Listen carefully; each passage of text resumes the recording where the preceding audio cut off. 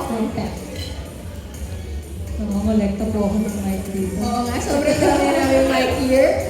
Our media friends might need a mic. Okay, I think we can exchange the mic.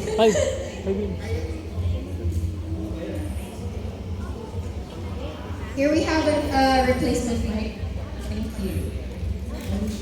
Hello. This is your second time to represent the country in the international stage. No? How does it feel for you and you represent my country? And how is it different this time? Well, my first pageant really taught me a lot of things. That was back in 2019, and I really poured all of my heart and soul into that pageant as well, as I do with everything else I get involved with. But as we all know, in 2020, that's when the pandemic hit. That's when I wasn't able to utilize that platform and maximize it, which is why that opened up that opportunity for me to try again, keep building on that platform, really keep trying to make a positive impact around the world. And as they say, experience is always one of your best tricks, one of the things that you really have and that you can't take away. So through those experiences and everything that I've learned from my first pageant, I can take that to the Miss Universe competition and really learn how to balance my effort, balance my energy, and hopefully it shines through after the whole competition. I'm bigger, I'm stronger, I'm wiser, much older. It's 4 years apart. I've grown so much, and the lessons have truly made me a better person. So I just hope to make everyone proud. Good to hear now. You will be flying in a few days. So, is there anything missing that you want to share with me when you fly, or you prepared? Well, yes, I am leaving in a few days. I leave on October 31st, specifically. And I must say, personally, I am prepared. In my core, my mind, my body, it is prepared. But of course, syempre may mga last minute preparations pa na kailangan gawin. If anything, the only thing that I have to do is to make sure that everything that I fitted gets into my luggage properly. So yun lang naman. Dapat walang may iwan dito sa Pilipinas kasi medyo malayo nga po ang El Salvador. Ilang maleta daw yung dala? I'm not sure, pero I have 8 luggages on standby. So around, sana talaga less, but I have 8 luggages on standby naman. Okay, last question. Kasi recently, the Philippines has not won as much when it comes to the pageantry. Does that add pressure on your end? Well, I always say that pressure is inevitable, but I am blessed with such strong parents that taught me how to be graceful under pressure. Because whether if there was an placement in the past or not, there will always be pressure in every direction. So it's just a matter of how you handle it. Of course, when you're in a beauty pageant, there are so many factors that you have to consider, from the judging to the off-stage performance to your performance on stage as well. But again, everything happens for a reason. It either is a lesson or a blessing. But everything in life is your destiny. It's what's meant for you. And hopefully what's meant for me is the 5th crown for all of us.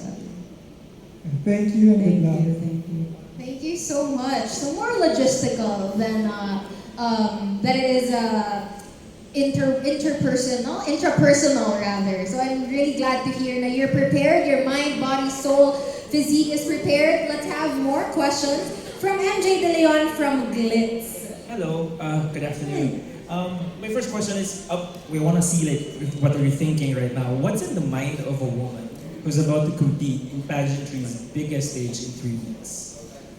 Well, I can only speak for my own mind and what goes into my thought process and my preparation. And I am somebody that really wanted to take charge in every aspect of my competition, from the smallest little detail to the biggest requirement. So what's running in my head right now is, again, to make sure that I am 200% prepared when I arrive in El Salvador. But there is a few things that still have to be done. So there's usually a checklist in my head as somebody that is, I kind of have OCD in a sense that I just want everything in its place ready when I fly. Of course, it's no joke to represent a pageant powerhouse country such as the Philippines. And with the recent events, of course, I just want to make sure that we all come out with so much pride for our country, because I am flying alone, but I'm representing a country that we love. So those are the things that usually go in my head. Again, I really don't want to forget anything here in the Philippines. And yeah. Okay, nice to know.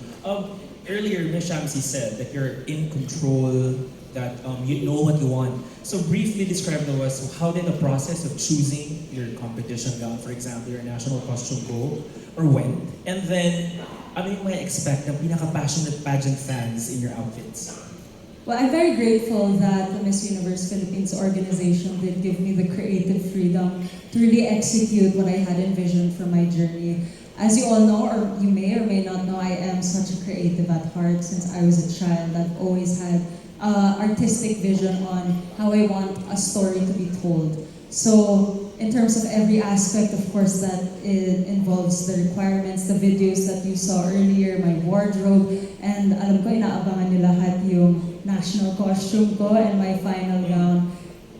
You know, I am very grateful and I'm very blessed to be working with some of the best minds and creatives in the Philippines.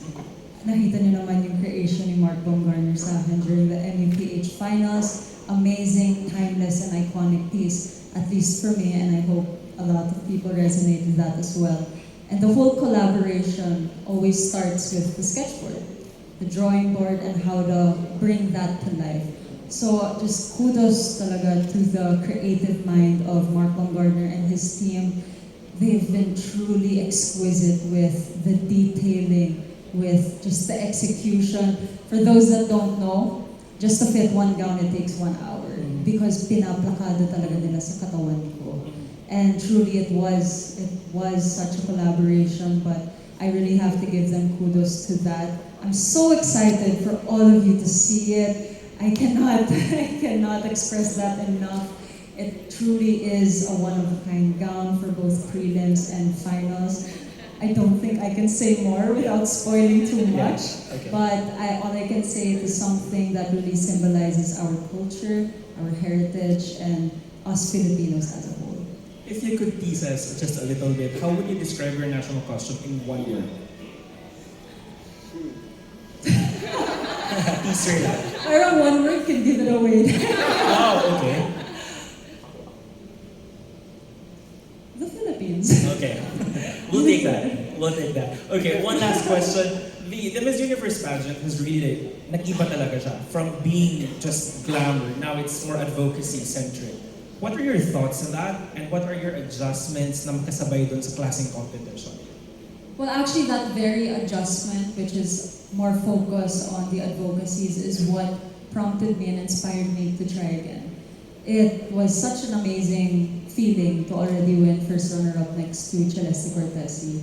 But when I acknowledged and I saw that Miss Universe is making this transition to empower everybody, to promote inclusivity, to give emphasis on how we can utilize the Miss Universe platform into your own separate advocacies as well. It really was a full circle moment for me. As you all know, I joined my first pageant because of that aspect of advocacy. And I've always brought with me in my mind and my heart, my soul, my 2 siblings on the autism spectrum, which in turn has created a lifelong advocacy in me. So the fact that I can once again bring them proudly onto the global stage and advocate for them, champion for those that don't have a voice, that really is, the thing that inspires me the most. And, it's so easy. It's so easy to come there with just simple vanity, you want to be noticed. But when you have a core, when you have a true purpose beyond the physique, beyond your beauty, then it really gives your journey a lot more meaning. Mm-hmm. We're excited. Congratulations. Thank you so much. Wonderfully said. Thank you so much for your questions, MJ. Next up, we have